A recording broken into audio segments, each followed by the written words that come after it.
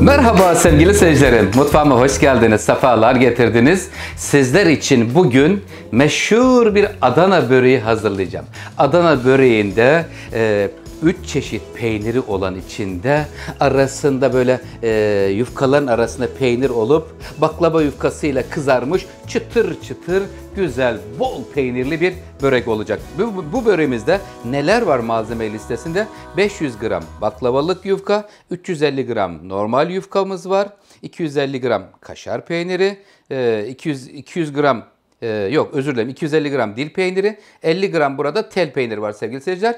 Şimdi 200 gram da tereyağı var. Bir sos hazırlayacağım. Sosta 2 tane yumurta, yarım çay bardağı çiçek yağı, 1,5 su bardağı süt ile sos hazırlayacağım. Çünkü bu yufkaları normal klasik yufkalar bunlar. Bunları ıslatmak gerekiyor. Normal orijinalinde su böreği yufkası yapıyorlar. Ama tabii biz bu kadar zahmetli ve detaylı işe girersek çok zaman alır. Kısadan neticeye gitmek istiyoruz. Malzemeleri sizlerle paylaştım. Birazdan detaylarıyla da paylaşacağım sevgili seyircilerim. Şimdi yapım aşamasına geçiyoruz.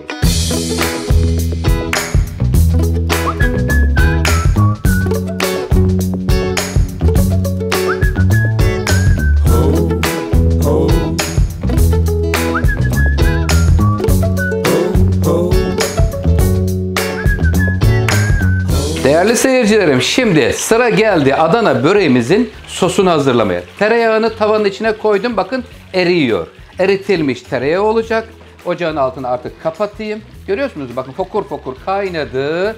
Hemen ocağın altını kapatıyorum. Hızlı bir şekilde sos yapımına geçiyorum. Sosta 2 adet yumurta kırılıyor karıştırma kabının içerisine. Gel canım benim buraya. Hemen yarım çay bardağı çiçek yağımızı döküyoruz. Burada 1,5 su bardağı soğuk sütümüz var. Süt, yumurta, yağ ile sos hazırlıyorum. Yani su böreğinin içindeki hamurun yerine elde edeceğimiz, yumuşaklığını elde edeceğimiz sos hazırlanmış oldu. Yağ eridi, sos hazırlandı, peynirler doğrandı. Hazır mısınız? Şimdi artık sıra geldi Adana böreğimizin yapım aşamasına.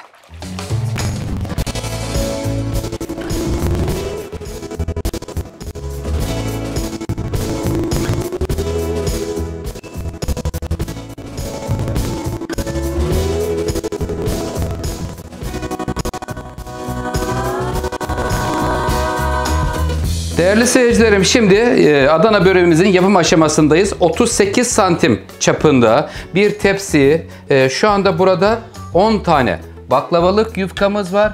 Şöyle tepsiye göre 10 yufkamızı kesiyorum. Şimdi ölçülerini vereceğim, tam kaç tane 500 gram baklavalık yufka dedim. Adet sayısı toplamda 16 adetten oluşuyor. Bakın şöyle tepsiyi kaldırayım, arasını açayım. Gördünüz mü? Yuvarlak şeklini vermiş olduk. Burası zemin. Zeminde 10 tane yufka olacak değerli seyircilerim. 10 tanesi zeminde, 6 tanesi üstünde. Toplamda buradaki baklavalık yufka adet sayımız 16 tane.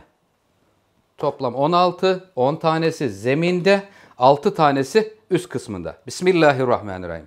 Yiyenlere şifa olsun diyoruz. Hemen tepsimizin zeminini güzelce bir tereyağı ile yağlıyoruz. Yağladıktan sonra hemen tepsiye göre kesmiş olduğum baklavalık yufkaları tepsinin içine almaya başlıyorum. Şöyle fırça ile tereyağı ile yağlıyorum. Şimdi yağlarken burada toplamda 10 kat var. Değerli seyircilerim, aralarına buradaki şu çıkan parçalar var ya, buradaki parçalar. Bu parçaları aralara mutlaka koyacağız ki değerlendirmiş olalım. İsraf olmasın. Sadece yuvarlaklarını kullanırsak diğer parçalar çöpe gitmiş olur. Ondan dolayı israfı önlemek için ara katlara, bu 10 tane ara katını hepsini koyacağız. Hatta üst kısmınkini de üste koyacağız. Tamam, şimdi başladım. 3. yufkaya geldik. Yağını verdim. Tereyağı ile yağlıyoruz. Çünkü bu böreğin özelliği nasıl? Çıtır çıtır olması, içinde 3 çeşit peynirin olması ve güzel böyle enfes bir börek ortaya çıkacak sizler için. Aynı işleme devam ediyorum. Yufka yağ, yufka yağ 10 katı koyduktan sonra önemli bir aşamaya gelmiş olacağız.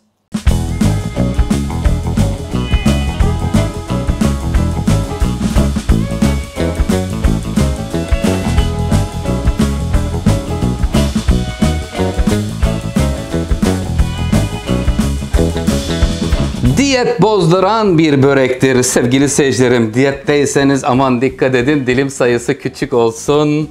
Şu anda 10. katı koyuyorum. Evet, 10 kat tamamlandı burada değerli seyircilerim. Hemen şöyle üzerine tereyağını veriyorum. Güzel köy tereyağı da olursa tadı bir harika olur. Şimdi sırasıyla gidiyoruz. Evet, bu börekte bir sos bölümü var. Sos bölümünde sevgili seyircilerim, buradaki yufka sayımız gramaj olarak 350 gram. 350 gram normal yufka buradaki. Yufkayı hemen şimdi buradaki 10. katın üzerine alıyorum. Yalnız bu yufka benim paketten aldım. Paketle aldığım yufkalar bayağı bir kalın çıktı sevgili seyirciler. Bakın görüyor musunuz? Normalde yufkacıdan alsanız bunlar çok ince olur. Burada 2 tane var. 350 gram geldi. Siz yufkacıdan aldığınız zaman 3 tane kullanmanız yeterli olacaktır. Normalde su böreği yufkası koyuyorlar buraya orijinalinde. Ama biz mutfakta çareler tükenmez diyoruz. Ve sevgili seyirciler şurada yumurtalı, sütlü sosun içine batırıyor. Ve buradan sonra tepsimizde yerini aldırıyoruz. Sevgiyle. Şimdi peynire doğru yaklaşıyoruz değerli seyircilerim. Az sonra peynirini koyacağız. Güzel şöyle yufkalarımız yumuşasın. Buradaki amacımız bu sütlü yumurtalı sosa batırmamızdaki amaç sadece yufkayı yumuşatmak için. Su böreği tadını versin diye. Parçaları da alayım. Güzel. Şöyle köşeler hiç boşluk kalmasın. Değerli seyircilerim her yerini dolduruyoruz. Ve şimdi artık sıra geldi peynirleriyle buluşma vaktine. Heyecanlı bir andayız. Tezgahımı hemen temizliyorum. Tamam. Bakın görüyor musunuz? Şu anda ıslatılmış. Yumuşacık. Hatta biraz sertlik varsa buraya biraz şöyle şuradaki fırça yardımıyla biraz daha sütten vereyim ki şuradakiler daha da yumuşamış olsun. Burası tamam. Ve şimdi geldik peynirlere. Peynirlerde sevgili seyircilerim tel peyniri ve neydi buradaki? Dil peyniri. Dil peynirini ve tel peynirini güzelce doğradıktan sonra Adana böreğimizin içine paylaştırıyorum. Sevgiyle. Yiyenlere şifa olsun. Aman diyette olanlar diyetini bozmasınlar. Dilimleri biraz küçük yiyebilirler. Hatta yanında bolca sebzeyle birlikte yerlerse diyetlerde korunmuş olur sevgili seyircilerim. Evet, şimdi sıra geldi kaşar peynirine. Kaşar peynir rendesini de veriyorum. Buradaki miktarım 250 gramdı. Şimdi bakacağız. Çünkü bu peynirin böreğin özelliği neydi? Yumuşacık, uzuyor sevgiyle. Bu böreğin buluşunu yapan kişiyi YouTube'da izledim. Adanalı, selam olsun. Ve diyor ki künefe, baklava ve su böreği üçlüsünü bir araya getirdim diyor. Evet, biz de bu yoldan ilerliyor ve şimdi peynirlerden sonra geliyoruz yine ıslatma bölümüne. Burada sütlü yumurtalı karışım ile ıslatılmış olan yufka arasında kalıyor sevgili seyircilerim peynirler. Baklava yufkasının içinde kalmıyorlar. Adeta bir su böreği yufkaları konuluyor. Şimdi hepsine bu işlemi yapacağım. Ondan sonra bir öncekinde yapmış olduğum şekliyle aynı şekilde yuvarlak keseceğiz baklava yufkasını, doldurmaya devam edeceğiz.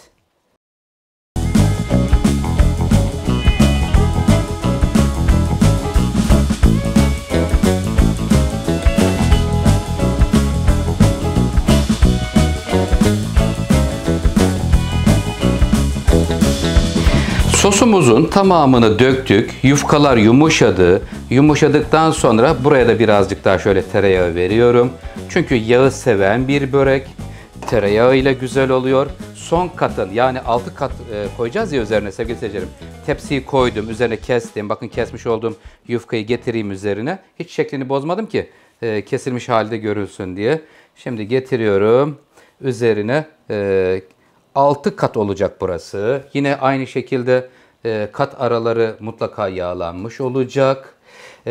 Artık buraya finale doğru giden bir bölüm. Şu çıkan parçaları yine alt katında olduğu gibi buradaki katta da yine değerlendiriyorum. Ve tamamına bu işlemi yapıyor. Pişirme aşamasıyla birlikte devam ediyor.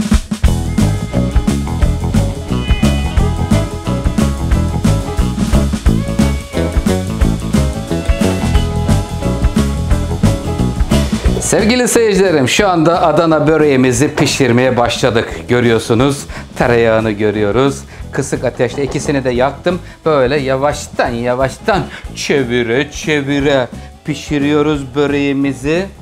Döndürüyoruz. Oy. Çok önemli bir şey unuttum sevgili seyirciler. Özür dilerim. Oy. Nasıl unuttum? Nasıl yapılır? Çok önemli bir ayrıntısını unuttum sevgili seyirciler. Sizden çok özür diliyorum. Alt kattaki yufkayı koyunca kesmem gerekiyordu. Orayı unuttum. Hani böyle ters çevirince dilimleri görünüyor ya. Olamaz. Gerçekten çok üzüldüm şimdi ya. Bu kadar her şey çok güzel giderken. Aman yapacak bir şey yok sevgili seyirciler. Siz unutmayın. Bir 10 kat alta koyduğum baklava yufkası var ya. O baklava yufkasını 10 katını koyduktan hemen sonra dilimlere böleceksiniz. Ondan sonra sosla buluşturulmuş yufkayı koyup peynirler ve diğerler devam ediyor. En önemli bir ayrıntıyı kaçırdım. Çok üzgünüm. Ama işte bazen mutfakta böyle şeyler olabiliyor. Demek ki bir anlık dalgınlık. Her şey çok güzel giderken, sevinçliyken bir anda çok üzüldüm ama yapacak bir şey yok. Hayırlısı olsun. Evet, şimdi güzelce yakmadan kısık ateşte tepsimizi çevire çevire sabırla, sevgiyle pişiriyoruz. Ortalama sevgili seyirciler yani bir 15-20 dakika olur ama altını mutlaka yandan kaldırıp bakacağız. Yanabilir, başından hiç ayrılmamamız gerekiyor. Ağırdan böyle çevire çevire alt kısmı kızarınca diğer tarafını birlikte çevireceğiz.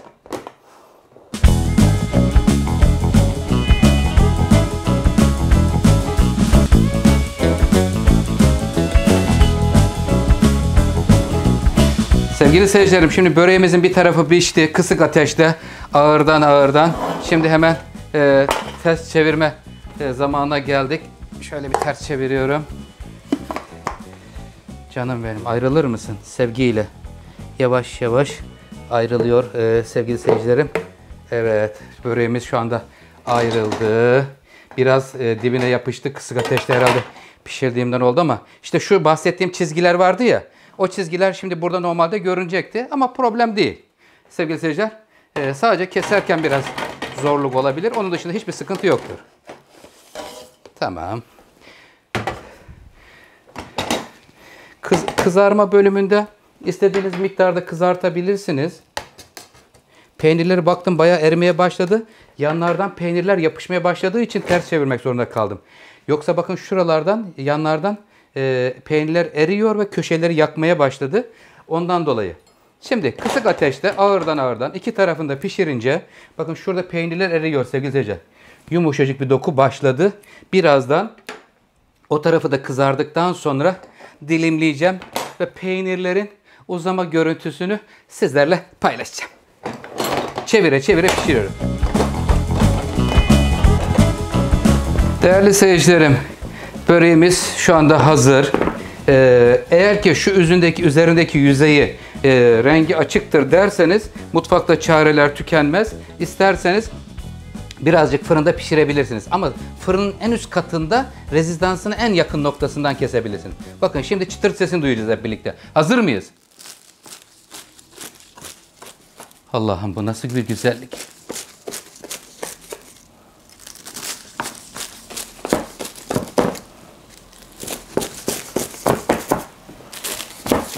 Böreğimizi böyle çıtırtı sesleriyle birlikte kesiyoruz. Sevgili seyircilerim, ben unuttum. Hemen tekrar edeyim. 10 tane yufkayı koyduktan sonra siz kesme işlemini yaparsanız sadece porsiyonların yeri belli olmuş oluyor. Unutursanız da sorun yok. Öncesi ben çok üzülmüştüm ama sonra dedim ki mutfakta çareler tükenmez.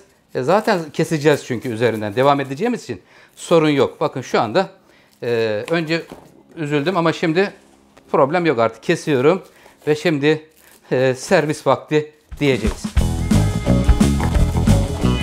Değerli seyircilerim, şu anda Adana böreğimizin artık servis vakti geldi.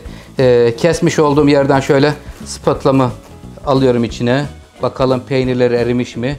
Oo, güzel. Şimdi peyniri erimiş ama peyniri uzamadı. Yani çok benim istediğim gibi böyle uzayıp gelmedi ama şimdi detaylarını sizlerle paylaşırım sevgili seyircilerim. Belki de o sonradan kestiğimden dolayı da uzamamış olabilir. Yani normalde yanlardan baktığınız zaman peynir görünüyor.